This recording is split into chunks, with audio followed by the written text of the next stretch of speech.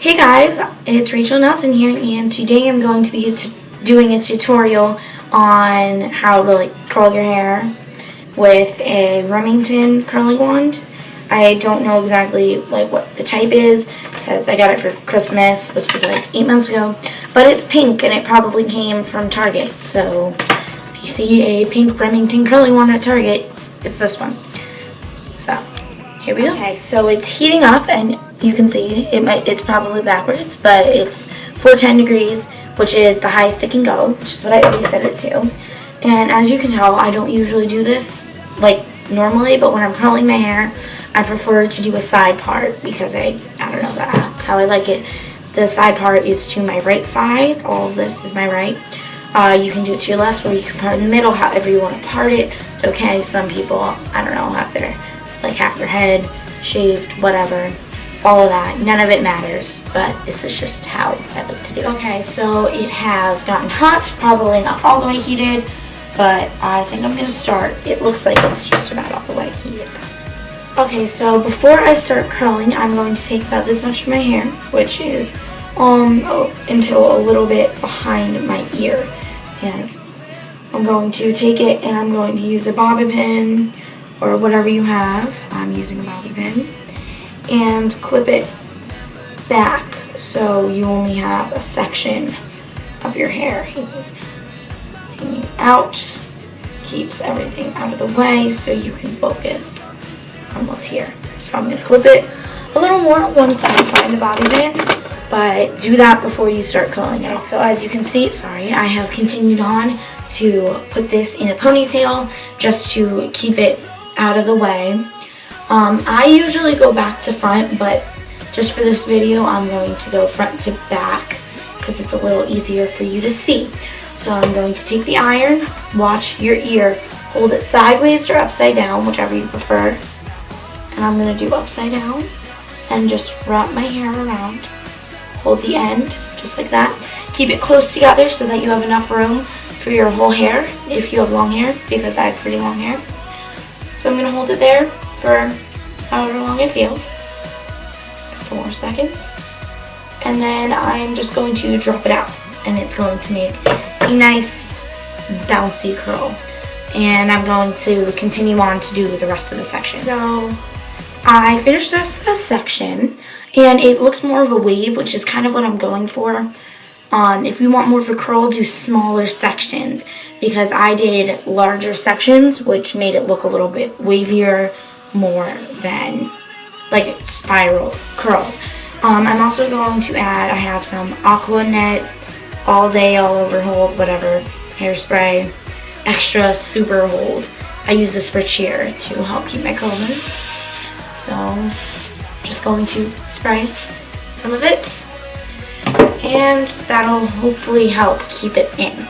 Next thing I'm going to do, which I'm going to stop the camera for, just take the front section out of the bobby pin / ponytail, whatever, and move that to the back and curl the next section. Okay, so I took out the next section. You might notice that it is probably a smaller section to do. It's probably, if you're like me, it's probably a lot thinner, which is good because you have less to do now. So what I'm going to do, I'm going to lift it up, and as you can see, it's thick like that because of the underneath part. So I'm going to pull out anything that's underneath, and then it's going to look stupid, but bobby pin this to the top of your head to keep it out of the way while you do the underneath section. You can probably do the underneath section in just one thing because it's probably pretty thin, which is what I'm going to do. Just do it just like you did the other part. Just curl it like everything else. So I've done the under section. It's going to look more like a curl if it's a smaller section. There's nothing you can do about that, so you're going to push that behind your ear, put it in the back with the rest of your curls. Actually, add a little bit of hairspray to it to help it stay, just like any other curl. There.